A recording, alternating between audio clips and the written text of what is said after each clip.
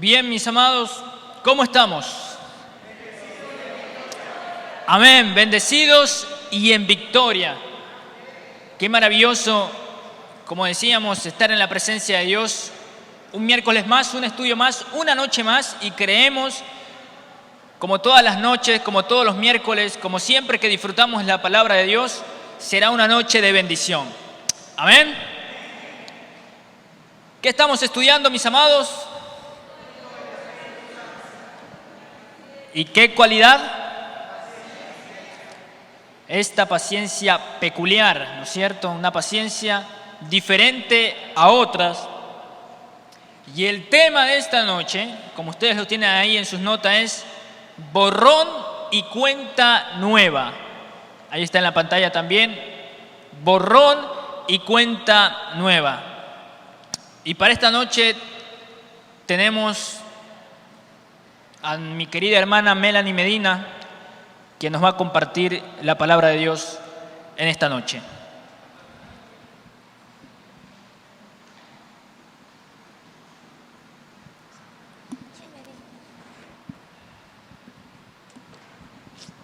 Amén, hermanos. Es un gusto poder estar aquí un miércoles más junto a ustedes.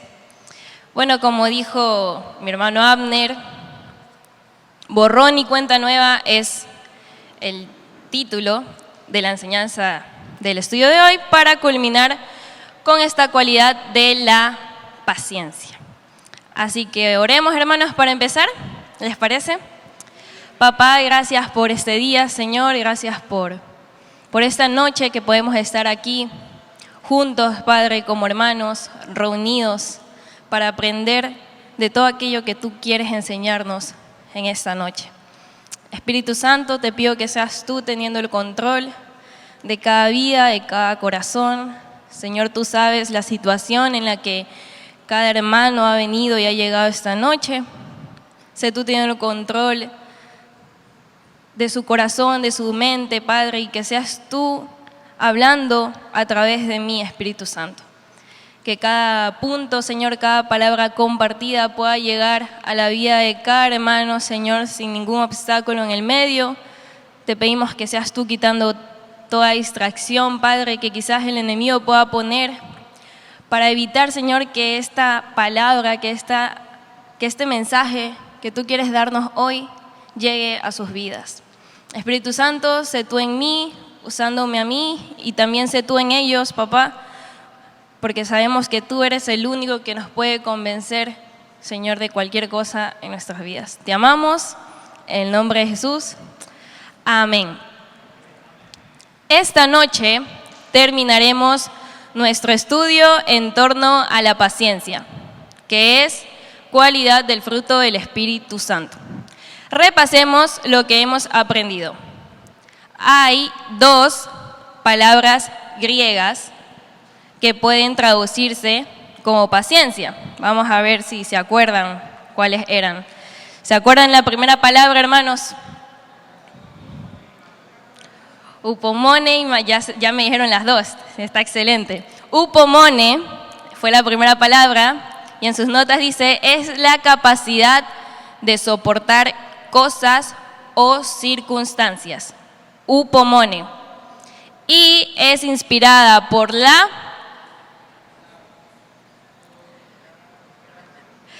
esperanza, no sé quién lo dijo, pero sí. Upomone es inspirada por la esperanza. Y la segunda palabra que vimos, también la dijeron, fue macrotumia, ¿no? Ahí en sus notas, macrotumia, que es la cualidad que se encuentra en el fruto del Espíritu Santo, ¿no? Cuando leímos el pasaje del fruto del Espíritu Santo, macrotumia es la palabra que está ahí cuando dicen paciencia. La palabra significa longanimidad con respecto a personas y macrotumia era inspirada por la misericordia. Muy bien. Y a su vez, esto lo vimos en la enseñanza del miércoles pasado, la misericordia es motivada por el perdón. Así es. Macrotumia es inspirada por la misericordia y esta misericordia es motivada por el perdón.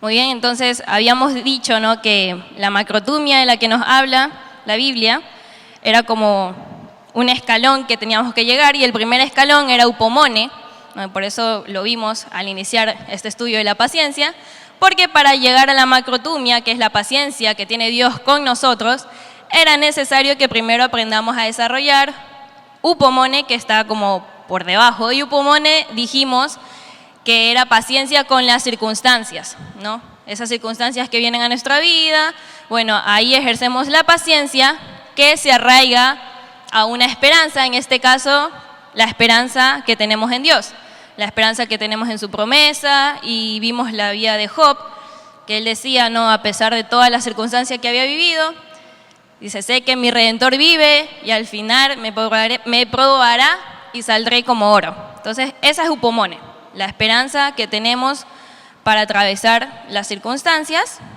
arraigados en la esperanza que tenemos en nuestro Dios.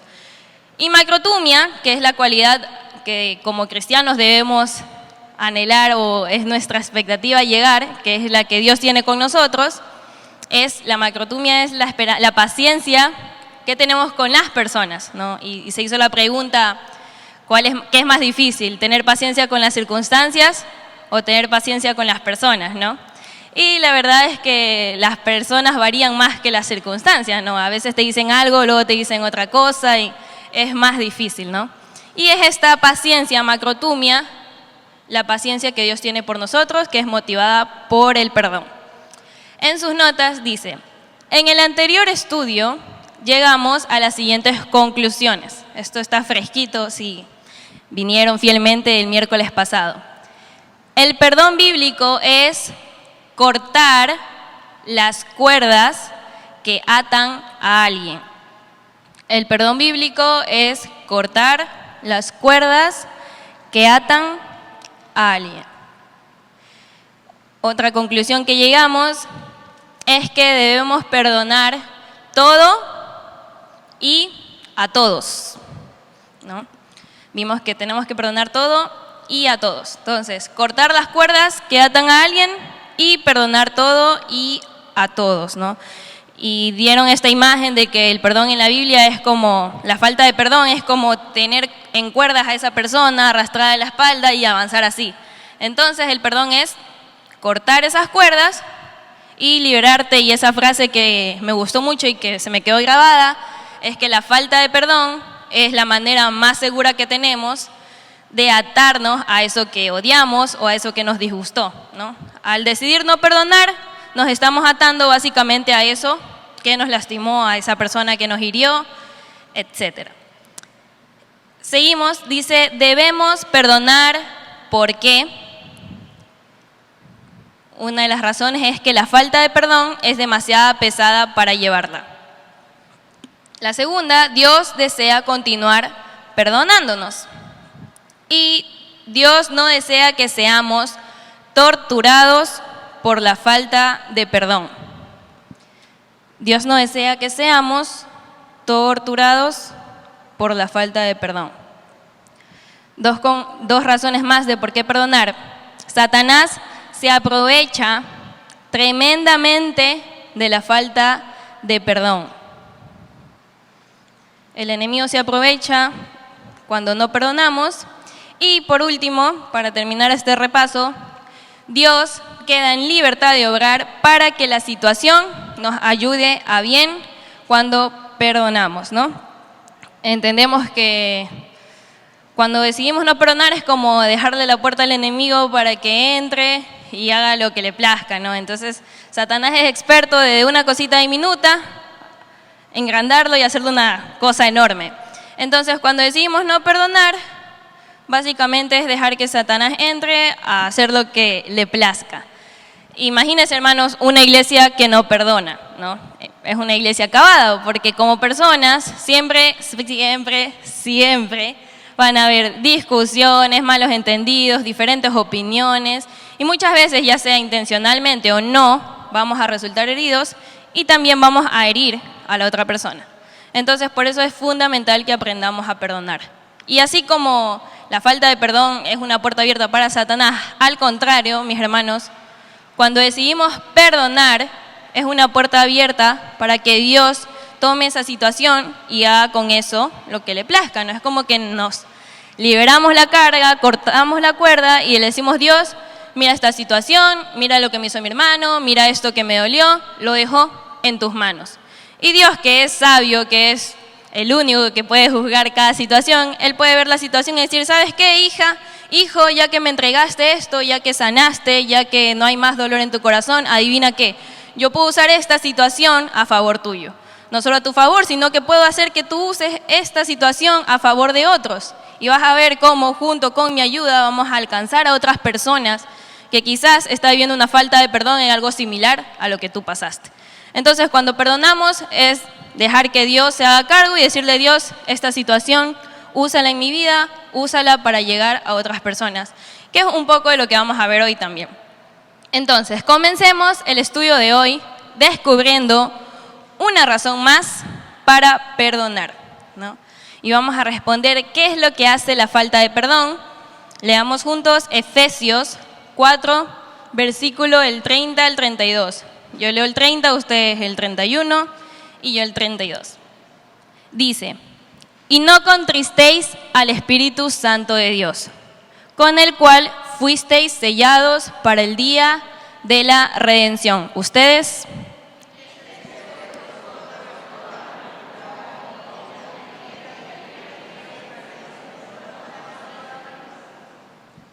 Y el 32 dice: antes sed benignos unos con otros, misericordiosos, perdonándoos unos a otros, como Dios también os perdonó a vosotros en Cristo, ¿no?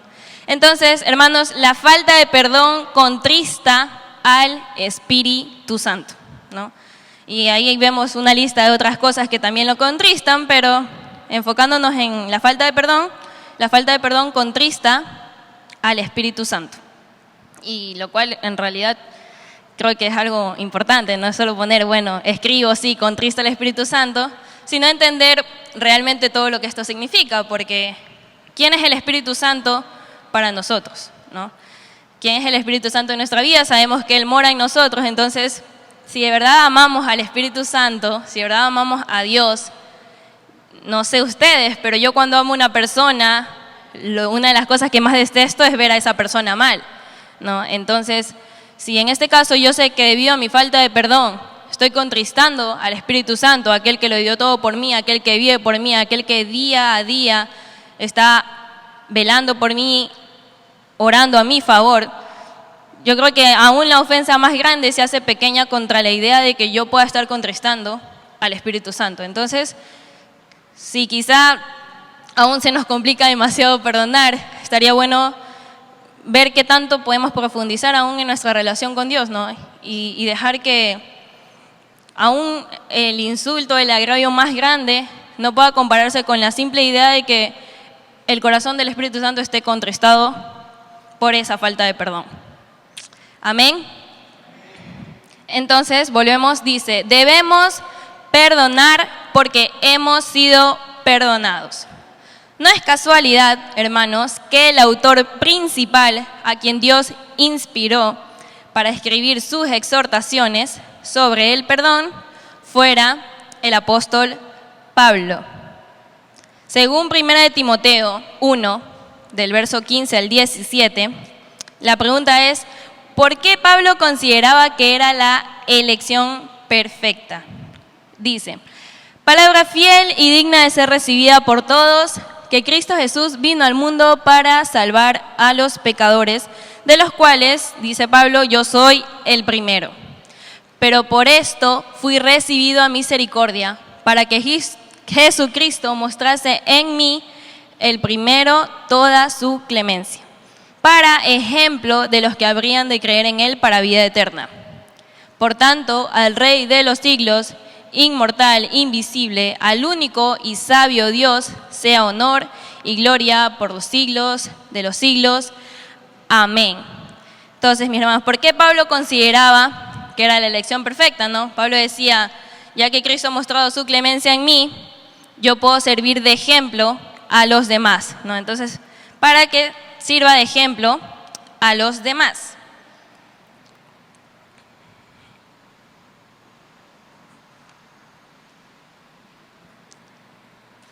Y la siguiente pregunta,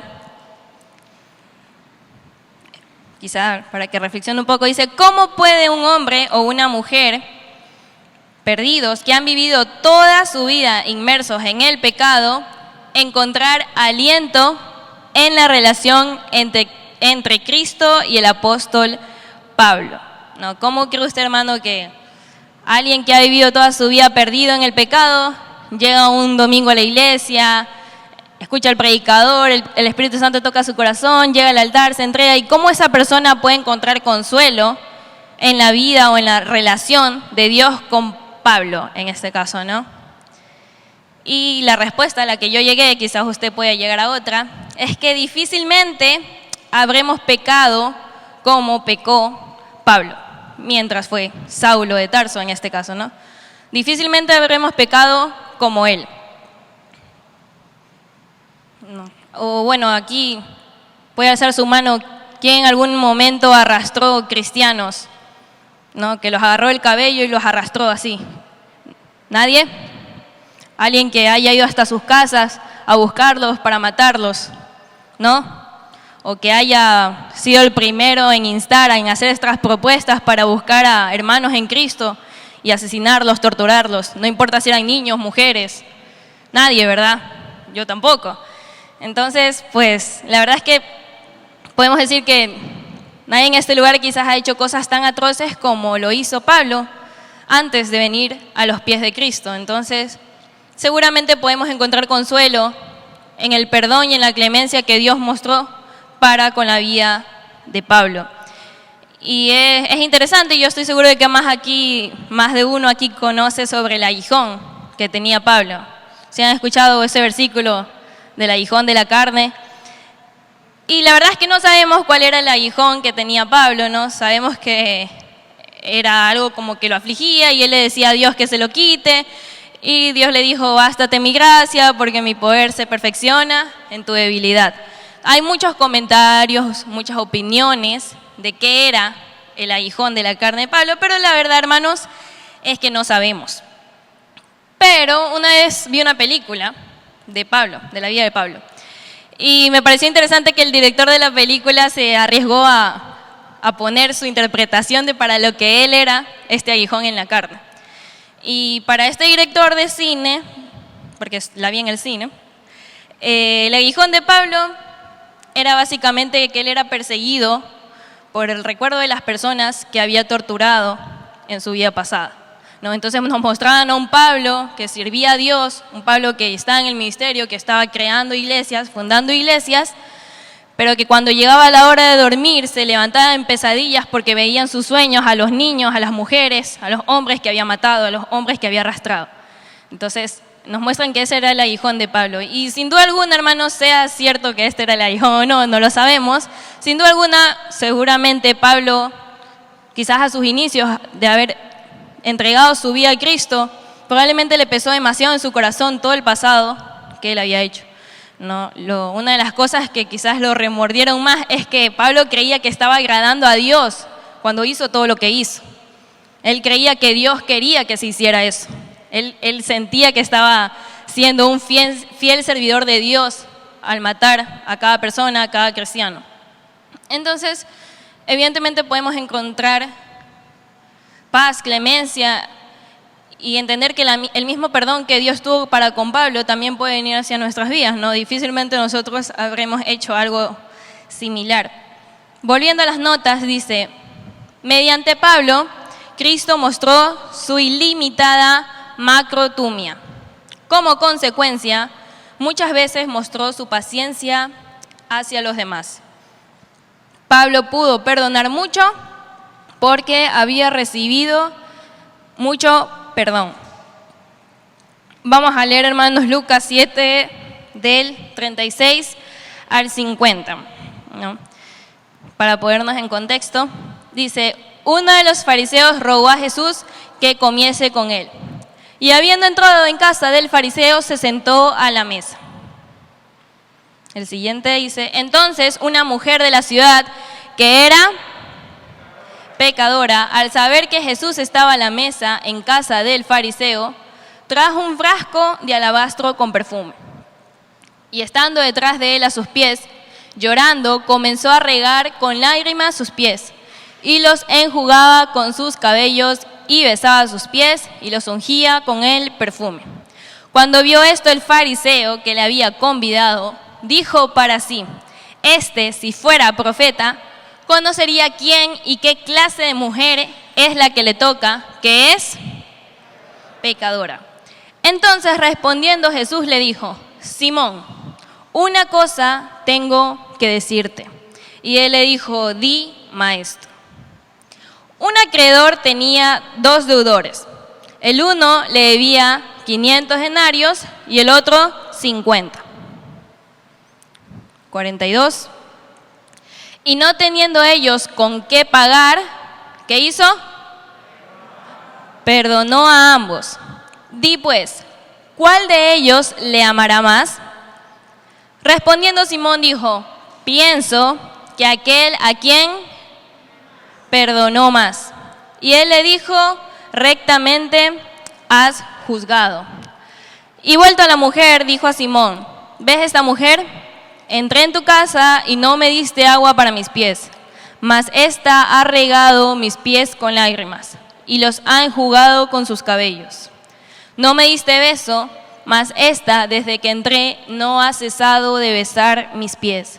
No ungiste mi cabeza con aceite, mas ésta ha ungido con perfume mis pies. Por lo cual te digo que sus muchos pecados le son perdonados, porque amó mucho. Mas aquel a quien se le perdona, poco ama. Y a ella le dijo, tus pecados te son perdonados.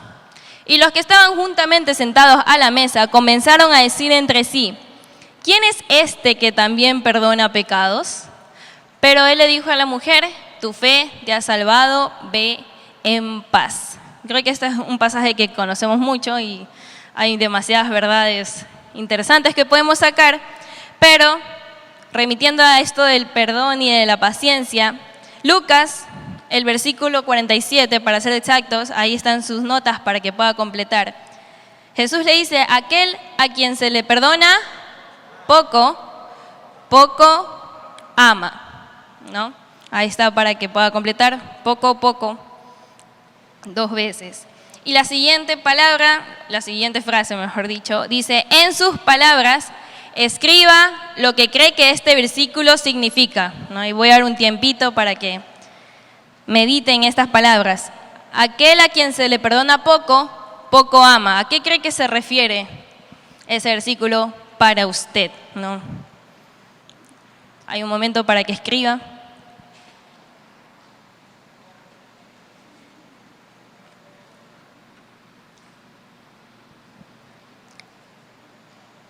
Puede decir amén si va terminando.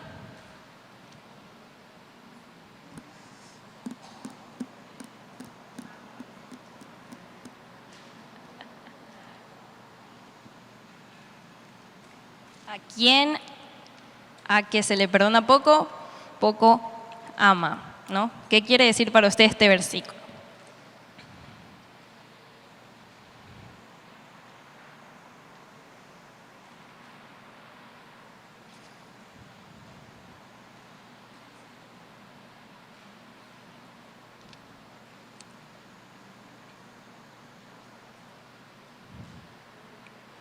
Amén, hermanos. ¿Todo bien? ¿Sí? ¿No le dio nada de curiosidad este versículo? ¿No?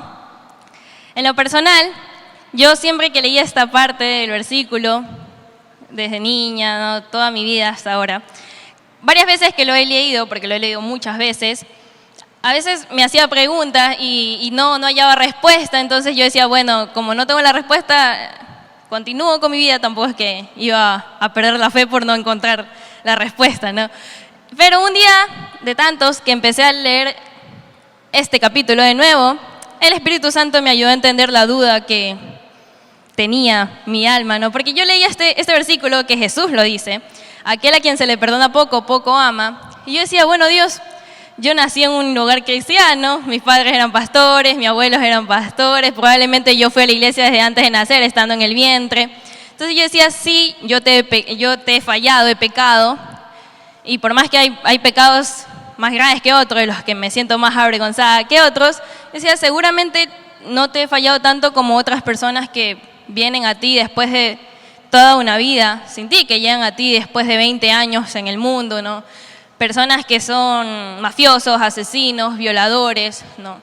Entonces yo decía, estoy limitada al momento de amarte, como que necesito pecar más para que así tú me perdones y entonces me ames, ¿no? Y me hacía esa pregunta, ¿no? Y luego, bueno, el Espíritu Santo tuvo misericordia de mí y me explicó, me enseñó.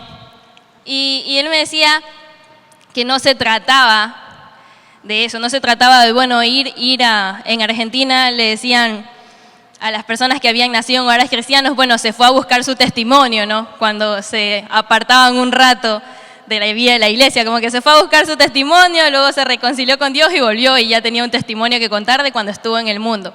No, pero Dios me decía, no se trata de eso, no se trata de que salgas, de que peques y que yo te perdone y ahora puedes amarme más. No, sino que Dios me decía, se trata de que entiendas mi amor y mi perdón hacia tu vida. Es que quizás tú eres la de 50, pero necesito que entiendas que aun si fueras la de 500, yo estaría igual de dispuesto a perdonarte. ¿No? Entonces no se trata de que si has pecado poco, si has pecado mucho, no se trata de como el fariseo, de decir, ¿quién se cree esta? O si él supiera quién es esta que le está lavando los pies, ¿no? Cuando entendemos el perdón de Dios, amado hermano, no hay lugar para ver al otro y señalarlo y decir, yo soy mejor que él. Porque entendemos que aun si yo fuera el doble de pecador que él, el perdón de Dios y el amor para mi vida es el mismo, ¿no? Entonces, esto nos hace ver las cosas distintas, nos hace ver a mi hermano de una manera distinta, nos hace entender el amor de Dios hacia nosotros de una manera distinta, ¿no? Porque dice que Dios vino, murió para salvar al mundo. Y el mundo, miren hermanos cómo está el mundo, está cada vez de mal en peor, ¿no? Cada vez hay más atrocidades, cada vez hay cosas que pasan que uno las lee y yo en lo personal las leo y yo digo, es que ¿cómo puede esto pasar? O sea, ni siquiera imaginándomelo, ni siquiera en mi mente en algún momento pude haber creído que el mundo iba a estar en esta situación, ¿no? Pero alguien sí sabía y era Dios. Y a pesar de eso, Dios mandó a su Hijo Jesucristo a morir por él. Entonces, no se trata de si en realidad hemos pecado mucho, si no hemos pecado tanto como el del otro, sino de entender que a pesar de eso, Él está dispuesto a perdonarnos. Él está con una mano extendida diciendo, ven hijo mío, no importa lo que hayas hecho, yo te perdono porque te amo, ¿no? Y esa es la macrotumia de Dios, esa es la macrotumia que nosotros tenemos que tener para con el hermano al lado, para con nuestra familia, para con nuestros amigos. Y Dios nos manda a amar incluso a nuestros enemigos, mi hermano. Entonces, continuando con las notas, dice, nuestra salvación no solo comenzó por gracia, sino que diariamente persiste por gracia. Nuestra salvación no solo comenzó por gracia, sino que diariamente persiste por gracia, ¿no?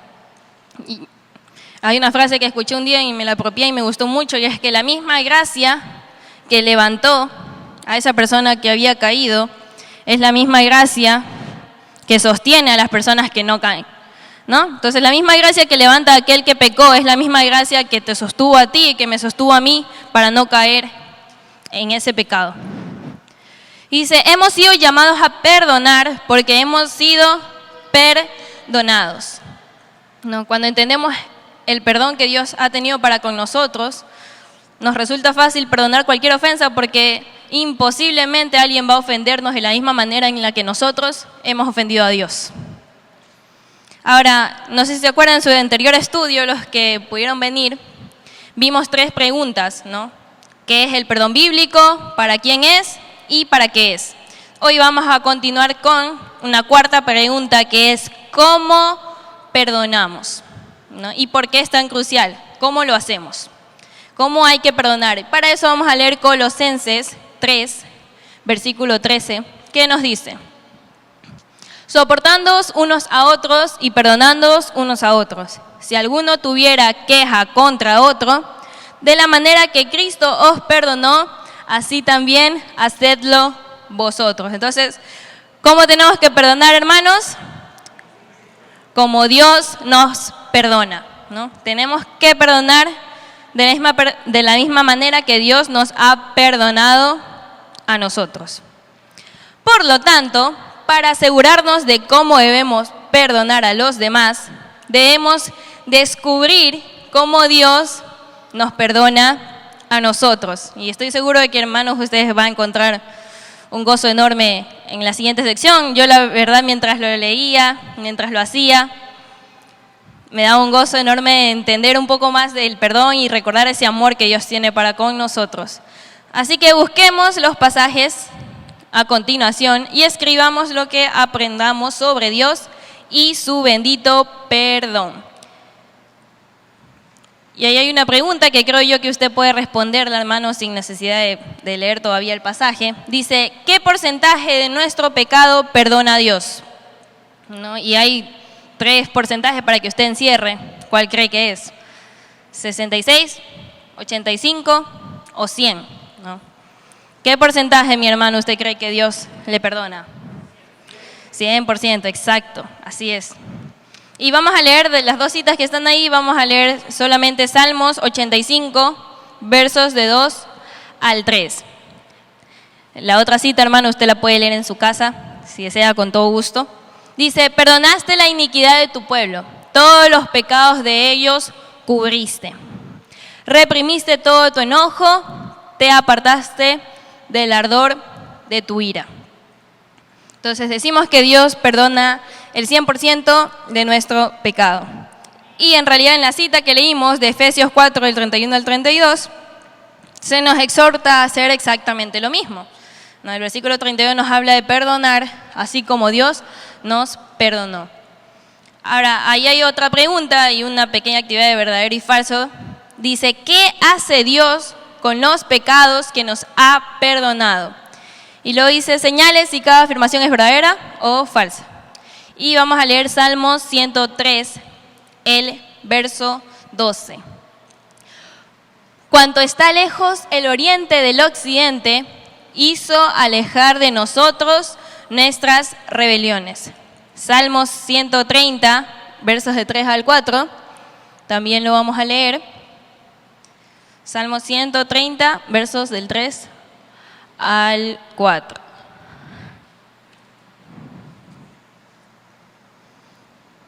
Dice: si mirares a los pecados, ¿quién, oh Señor, podrá mantenerse?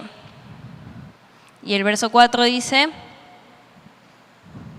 pero en ti hay perdón para que seas reverenciado. Y por último, Jeremías 31, 34. Y no enseñará más ninguno a su prójimo, ni ninguno a su hermano, diciendo: conoce a Jehová, porque todos me conocerán, desde el más pequeño de ellos hasta el más grande, dice Jehová. Porque perdonaré la maldad de ellos y no me acordaré más de su pecado. ¿No? Y la otra cita ahí, Miqueas, que es uno de mis favoritos, habla sobre que Él tomará nuestros pecados y los sepultará en el fondo del mar. Entonces, no sé, mi hermano, si ya pudo completar esa actividad de verdadero y falso, ¿no? Con todo podemos hacerlo juntos, si alguno no lo ha hecho. Dice: Dios guarda un registro de todos nuestros pecados. ¿Verdadero o falso? Falso, muy bien. Dios perdona totalmente. ¿Verdadero o falso? Verdadero. Dios decide no recordar más nuestros pecados. Verdadero. Y debemos expiar nuestros pecados viviendo una vida santa. ¿Qué pasó, mis hermanos? ¿Debemos expiar nuestros pecados viviendo una vida santa? Bueno, ¿debemos expiar nuestros pecados viviendo una vida santa? Falso, muy bien. Dice: la primera característica que aprendimos sobre el perdón de Dios es que perdona todos los pecados que confesamos y cubre todos los pecados que confesamos, ¿no? Y ahí usted tiene para escribir confesamos 2 veces, porque es algo en lo que quiero hacer un énfasis de importancia, porque a veces decimos, bueno, Dios es amor, Dios perdona, Dios esto, y vamos por la vida viviendo como se nos plazca, ¿no? Pero en realidad Dios perdona, sí, pero aquel que se arrepiente, busca su presencia y pide perdón. Entonces es necesario confesar nuestros pecados. Dice, si usted tiene un corazón lleno de dolor movido por Dios, Él ya no está enfadado ni está acumulando ira a causa de usted. Segundo, Él aparta de nosotros nuestros pecados, ¿no? Dios aparta de nosotros nuestros pecados.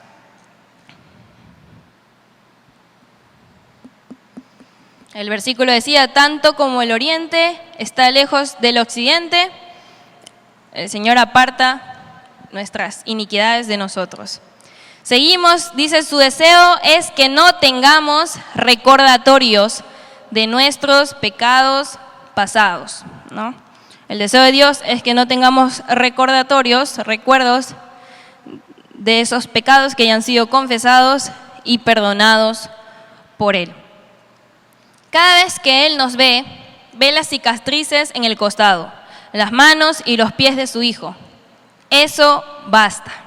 Acepte el hecho de que sus pecados han sido transferidos al Salvador, ¿no? Amado hermano, Jesús ya murió por todos esos pecados que usted le ha confesado al Señor.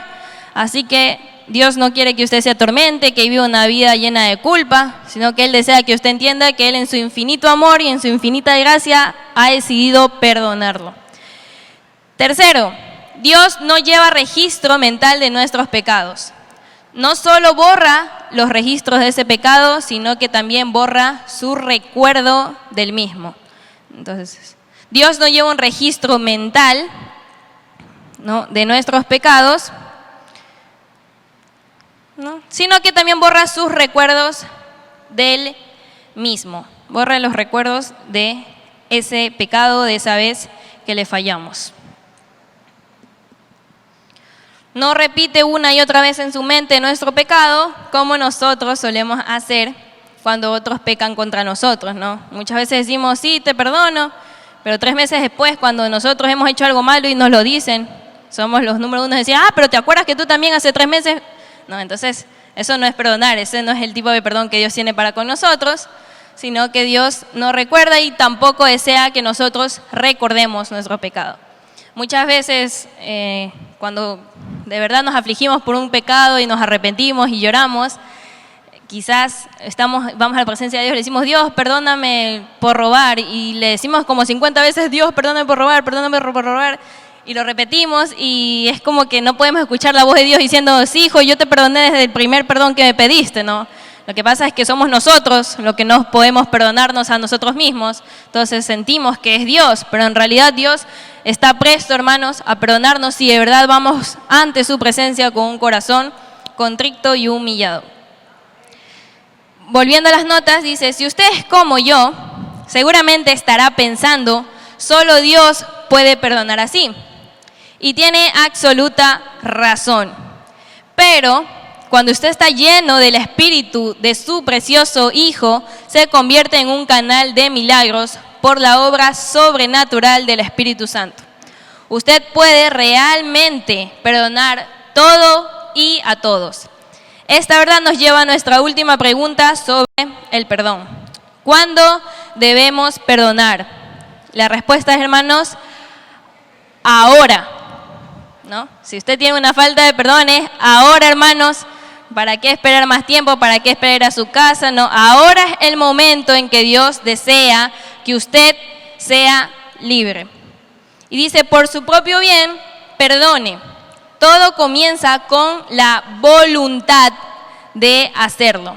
Si no puede admitir que desea perdonar, confiese que está dispuesto a desearlo, ¿no? Todo comienza con la voluntad, en sus notas, voluntad de hacerlo, ¿no? Y a veces uno tiene los sentimientos en contra y dice, Dios, es que yo lo quiero perdonar, pero todavía me duele y todavía siento que si pasa por encima mío le quiero golpear, no sé, cualquier sentimiento. Pero hermanos, el perdón es una decisión más que un sentimiento, ¿no? A pesar de lo que yo siento, a pesar de la ofensa, yo decido perdonar a mi hermano y decido caminar en pos a esa decisión que he tomado. Entonces yo decido perdonar, yo decido que mis actitudes, mis pensamientos no muestren una falta de perdón, y le aseguro, hermano, que con el paso del tiempo, si usted decide perdonar y se lo entrega a Dios, ese sentimiento de amargura, quizá de odio, se va a ir. Continuamos, dice, quizá usted está abrigando en su corazón una herida desde hace 30 años y ha permitido que Satanás lo convenza de que es demasiado tarde para perdonar. Quizá usted ha permitido que el enojo y la amargura se conviertan en el centro de su vida y se pregunta qué fuerza lo motivaría cada día si Dios los quitara. Quizá hasta se sienta asustado de lo que podría llegar a ser. Confíe en Él. ¿Qué puede usted perder si no cárcel, tortura y guerra? El tiempo es tan valioso. Niéguese a permitirle al enemigo un segundo más de victoria. Y para terminar, leamos, hermanos, Mateo 5, versos del 23 al 24. Por tanto, si traes tu ofrenda al altar y allí te acuerdas de que tu hermano tiene algo contra ti, deja allí tu ofrenda delante del altar y anda, reconcíliate primero con tu hermano y entonces ven y presenta tu ofrenda. En este mismo momento, mi hermano, cualquiera de nosotros podría ser una piedra de tropiezo para alguien que esté abrigando falta de perdón hacia nosotros. ¿No? Podríamos estar siendo piedras de tropiezo en la vida de alguien.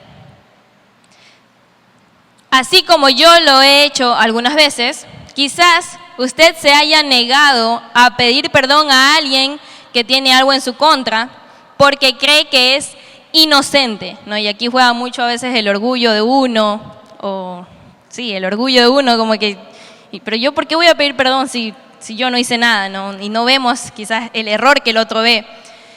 Y continúa y dice, observe que Dios nunca menciona la validez o no de los malos sentimientos, ¿no? Ese versículo que leímos no se pone del lado de nadie, ¿no? No dice, bueno, si eres el ofendido o si eres el que ofendiste. Él no está viendo la validez de los malos sentimientos, simplemente dice, anda, reconcíliate.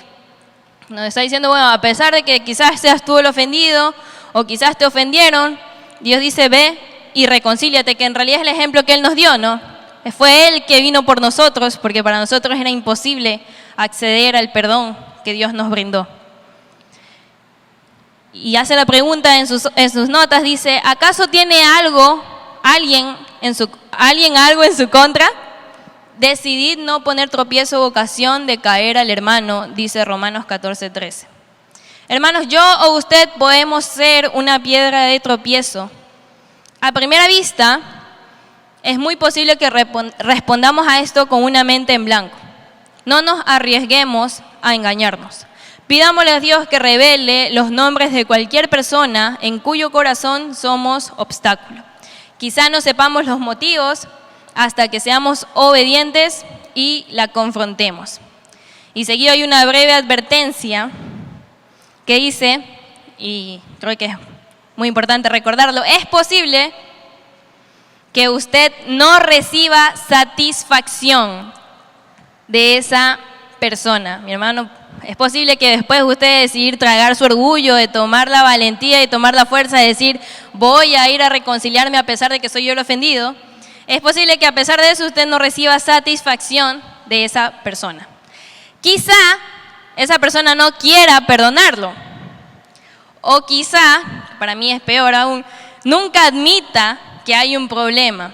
Esa persona que dice, no, todo está bien, pero sus actitudes dicen otra cosa. Recuerde, hermano, la satisfacción de obedecer a Dios es lo que importa. Haga todo lo que pueda para facilitar el perdón de su hermano o hermana. Eso traerá fruto. Eso traerá fruto, ¿no? Quizá usted puede que no lo vea, pero hay personas que aprenden, hermanos, de esos tipos de acciones. Incluso la persona que no lo quiera perdonar también aprende, ¿no? Y bueno, en lo personal, ya para terminar una historia sobre eso, a mí pues creo que todavía me está pasando. Así mismo una amiga cercana que de la noche a la mañana pues ya dejó de ser mi tan amigo. Y al inicio me dolió porque, o sea, no me gusta que se alejen y no den una explicación, porque lo normal es que se hable y se busque una solución, pero esas personas que se alejan y no dicen nada. Entonces me acerqué y pedí perdón por si acaso y me dijo, no, todo está bien. Bueno, pasaron los años, la situación seguía más o menos. Y bueno, el Espíritu Santo me mostró una situación que quizá para ella pudo haber sido de dolor. Entonces esta vez yo me volví a acercar, mencionando esta situación y diciéndole, ¿sabes qué? Creo que esto quizá te pudo haber afectado, y le volví a pedir perdón ahora por eso en específico. No, y en este caso la persona como que no me lo negó, fue como que lo aceptó y dijo, sí, está bien, igual yo no guardo rencor, no sé qué. Entonces dije, yo ese día, de paso fue un fin de año, ¿no? Yo dije, terminé bien el año, recuperé un amigo, vamos a empezar el otro año bien. Pero la actitud, hermanos, de esta persona sigue igual hasta el día de hoy, ¿no? Entonces, hermanos, nuestra satisfacción no está en la reacción de la otra persona, sino en saber que hemos obedecido, ¿no? Y la persona en realidad, pues yo no sé si no me quiere cerca, pero yo me sigo acercando y le digo hola porque ella a mí me ha dicho que todo está bien. Entonces yo me sigo acercando, hola, ¿cómo está? Dios te bendiga, le escribo, le hablo, ¿no? Trato de estar ahí hasta que, bueno, quizá algún día pues se dé alguna razón de por qué esta situación. Y amados, las verdades que hemos descubierto han estado allí todo el tiempo. Todo lo que hemos aprendido de la paciencia está aquí, hermanos. La verdad, yo al comenzar este estudio no tenía idea de todo lo que implicaría esta cualidad tan básica que quizá muchos de nosotros a veces decide carecer. Dios desea que tengamos el resultado sobrenatural de ser llenos del Espíritu, vasos elegidos para derramar su grandiosa y gloriosa misericordia. La paciencia que Él desea extender a los demás es la misma que fue salvación de nuestras almas. Tened entendido que la paciencia de nuestro Señor es para salvación, nos dice 2 de Pedro. Y para concluir este estudio, permítame parafrasearle Santiago 5, versículos de 7 al 9. Hermanos, tengamos paciencia hasta la venida de nuestro Dios, así como Él ha tenido paciencia con nosotros. Afirmemos nuestros corazones, nuestro amado está cerca. No estemos quejándonos entre nosotros y dejemos que el único capaz de juzgar se haga cargo. Amado, comprométase con Dios y con usted mismo. Tome un tiempo a solas con el Señor en su hogar y ore por la paciencia de Dios para enfrentar y vencer diariamente las luchas y los problemas de la vida. Pídale que le ayude a ser paciente, no solo con las circunstancias, sino con usted mismo y con quienes le rodean. Y que el Espíritu Santo nos ayude a no ser de tropiezo para otros. Que podamos morir a nosotros mismos, tragarnos nuestro orgullo y reconciliarnos, así como Dios lo hizo con nosotros. Dios vino, se humilló, murió, aun cuando el único con derecho a ofenderse era Él. A ese Dios que lo ha dado todo por nosotros, muy pronto le tendremos cara a cara. Hasta entonces, paciencia, amigo mío. Papá, gracias, Señor, por este estudio. Gracias, Padre, por lo que nos has permitido aprender. Espíritu Santo, te pido que en este momento y en el trayecto en que cada hermano vaya a su casa con tu favor y tu bendición, tú seas hablando, Padre, si de casualidad hay una falta de perdón en sus corazones, ya sea hacia ellos mismos o hacia otro hermano, que podamos, Padre, tragarnos nuestro orgullo, morir a nosotros mismos y ser lo suficientemente maduros como para ser los primeros en dar ese paso para reconciliarnos, Señor, con esa persona. Ayúdanos a mostrarte y a ser un digno ejemplo de ti. Que cualquier ofensa, Señor, se vea disminuida, Padre, al recordar todo lo que has hecho por nosotros y todo lo que tú decidiste perdonarnos. Te amamos, Jesús, gracias por tu palabra. En el nombre de Jesús, amén.